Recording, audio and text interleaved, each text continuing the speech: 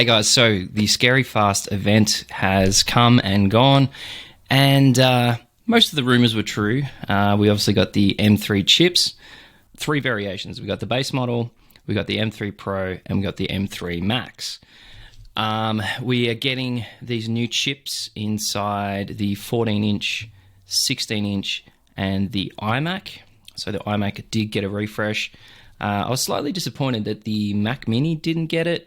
I'm assuming that might come a little bit later in the year or possibly early next year.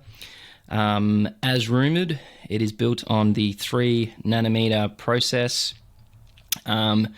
Huge upgrades to the GPU, some really nice upgrades in performance for the base model, obviously the Max and the Pro as well.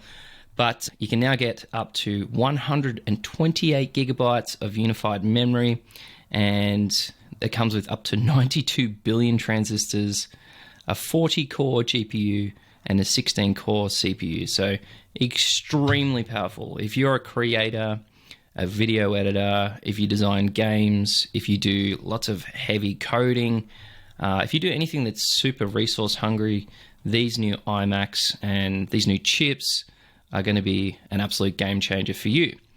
So as we've seen in the Scary Fast event, the 24-inch iMac is getting refreshed with the M3 chips. They are staying exactly the same in terms of look and feel. There's basically no upgrades to the screen. There's no upgrades to the camera. There's no SD slot or anything like that to make them a bit more friendly for creators. They're already a fantastic machine, and they're definitely the best all-in-one that you can go and buy. But like before, it's a 4.5K Retina display. It's got support for Wi-Fi 6E, so that is a slight change.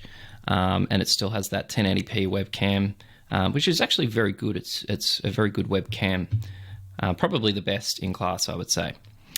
Now, with the 16-inch and 14-inch MacBook Pro, we are getting a really nice black color. So this is basically borrowing from the M2 MacBook Air, which has that really nice like midnight color. This one is just straight black. Looks absolutely stunning. They talked a lot about the actual coding that they used and the fact that it will reject fingerprints. Whether it can do that, I don't know, because by default, black tends to attract a lot of fingerprints. So if they can do that, awesome. The other really exciting thing is they actually dropped the base price on the 14-inch, which I think is fantastic. It went from $19.99 down to $14.99. Here in Australia, that kind of, with exchange rates and everything like that, is about $2,400 for the base model MacBook Pro. I actually do think it is worth that. The power of the M3, the fact we get all the ports, we get a beautiful display, we get class-leading speakers, and we now get improved battery life of up to 22 hours. That is wild. That is so good. I've still got the M1 MacBook Pro from a couple of years ago, and the battery life on this thing is insanely good. It's just like I can work all day away from the PowerPoint, come home, and I've still got like 30% left. It's incredible. Apple's still obviously moving towards that eco-friendly computer. They always do a lot of work to, make sure that their computers and their hardware are made of recycled materials, and they've done an excellent job this time around. Now, I have the M2 chip in the Mac Mini that I have on my desk here, which I use for video, and that thing is stupidly fast. So the M3 is going to improve in so many different things.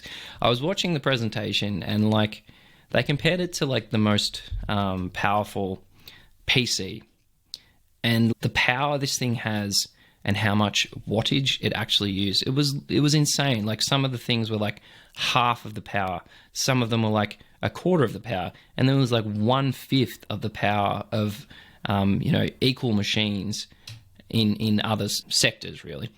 And like that is so impressive that they're able to massively boost the power of the CPU, massively boost the GPU, and reduce the actual wattage that the chip is using which is going to give you unparalleled battery life.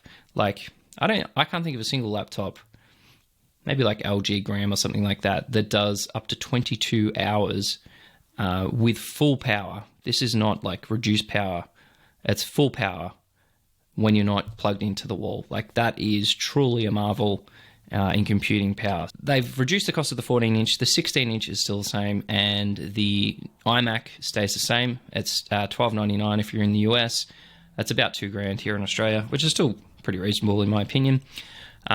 Pre-orders can start from today, and most of the computers will be available next week. I think the 16-inch isn't available until a little bit later in November. So that's pretty much everything, guys. I was actually quite impressed. I was impressed by the fact that the 14-inch and the 16-inch can now go all the way up to their top tier chip, and that we get this beautiful black color that does a really good job at rejecting fingerprints. Unfortunately, I hate fingerprints on any of my computers, and I've always got like a lint-free cloth to wipe them down all the time. So I'm curious, guys, are you going to upgrade from the M1? Do you think it is a substantial upgrade? Are you considering maybe the iMac this time around? It's a fantastic all-in-one. Me personally, I think I might consider the 14-inch. It is a little bit cheaper, and it gives you incredible performance at that price. I'll drop a poll below this podcast, and I'll see you in the next one. Cheers.